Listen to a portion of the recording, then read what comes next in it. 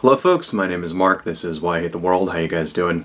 This video is about the Mandela Effect, which some people think is evidence that we have at some point in the past switched to an alternate universe, but in real life is just people remembering things wrong and not wanting to admit it. So, what is it in a nutshell? Well, certain people have memories of things which don't exist or just aren't that way, and instead of realizing that they're just remembering things wrong, they have built this elaborate conspiracy theory that somehow they themselves have shifted dimensions somehow.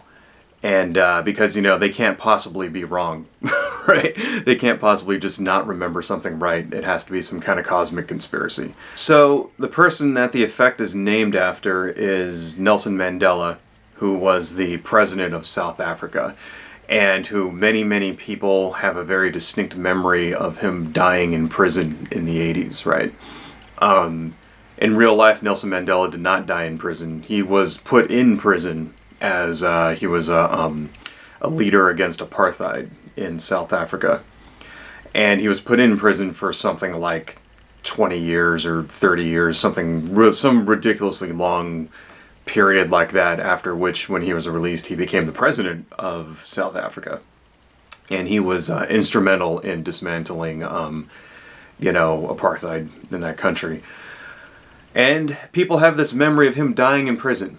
And what's really happening is that there was a popular movie in the mid-'80s called Cry Freedom, which was the story of Steve Biko.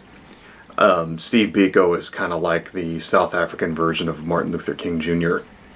He was a civil rights leader who stood up against, the forces of apartheid in South Africa. And he actually was assassinated. He was killed, right?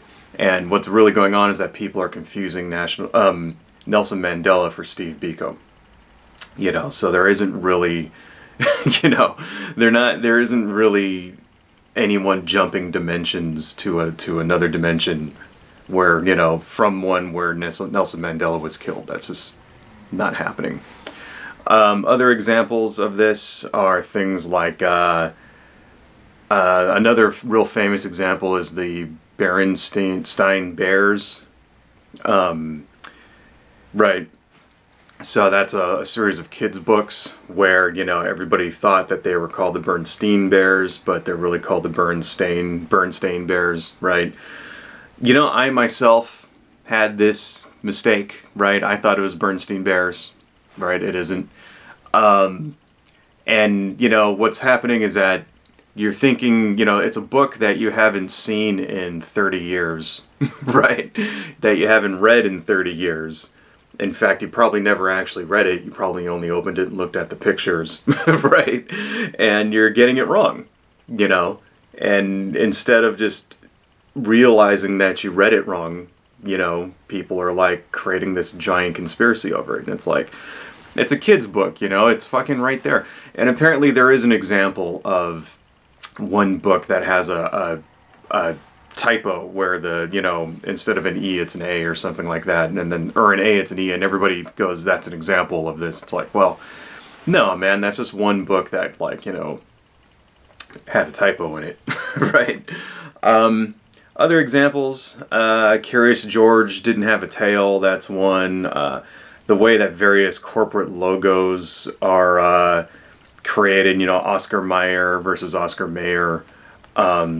The Fruit of the Loom logo didn't have the little shell thingy in it, whatever that's called. Another one is that the character in Monopoly, Rich Uncle Pennybags, had a monocle when in real life he didn't. Or the tip of Pikachu's tail is black, or is not black, It's like stuff like that. So if you notice, though, these are all things that these are all pop culture type references, right? There never really is anything in the that people describe as like major changes to history. No one ever says that, yeah, I distinctly remember George Washington being, black, right? Or I distinctly remember half of the United States being submerged in water. Or I distinctly remember that people all had 3 arms, or that we were able to fly. You know, none of that stuff. None of the things that you would really expect if you were to actually go to another universe, you know. And here's the theory about alternate universes, is that every choice that you make results in a different universe, right?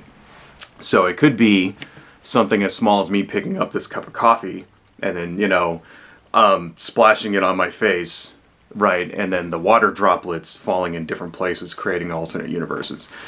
That could be it, right? Well, if you take that to its logical conclusion, right, one change would compound upon the other, you know, kind of like the butterfly effect, right? So at some point in the ancient past, you know, 30, 40, 50 million years ago, some dinosaur steps on a butterfly, right? And that results in human beings evolving to have compound eyes that go in different directions or something like that. You know, how come we don't see changes like that, right? How come people aren't like seeing large evolutionary changes in animals or the universe? Or how come the Earth doesn't have 2 moons? Or, you know what I mean? It's always things like the way the Chick-fil-A logo is spelled, or whether or not there's a dash in Oscar Mayer, or, you know, whether or not, you know, the Kit Kat has a dash in the middle of it, or if Sinbad was in a movie. That's another one. Like, apparently, people have this memory of Sinbad doing the comedian Sinbad doing a genie movie in the 90s, and it's like, I could have sworn it was him, and it's not him. It's, you know, what it was is that Shaquille O'Neal did one, and they're confusing it with him. And that's what it is. You know, that's the effect. The effect is that you're remembering things wrong. You know, more evidence of this, like, you know, the Queen in Snow White never said "mirror, mirror on the wall." You know, Jiffy peanut butter, right? That's another one. It's like, it's not called, you know, Jiffy peanut butter. It's called Jif. The way that Fruit Loops is spelled, you know, they're all small things like that you would expect a child to not remember right, you know. So basically that tells me that it's, you know, it's just false memory is really what it is. And I think it's funny because there's like an entire subculture dedicated to this Mandela effect, you know. And it's like, I just think it's really arrogant to think that, you know, you think so full of yourself that you can't possibly be wrong. You can't possibly remember something wrong, so it must be that there's an alternate universe. That's ridiculous to me. It's absolutely ridiculous. And, you know, and the thing is, it's fun to theorize about this stuff, right? But in real life, there's really nothing to it, you know. So anyway, folks, don't stay up at night, you know, worried that you're like in an alternate universe. Right? Don't let this kind of thing creep into your mind and keep you up late at night, because it's not happening. Anyway, adios, folks.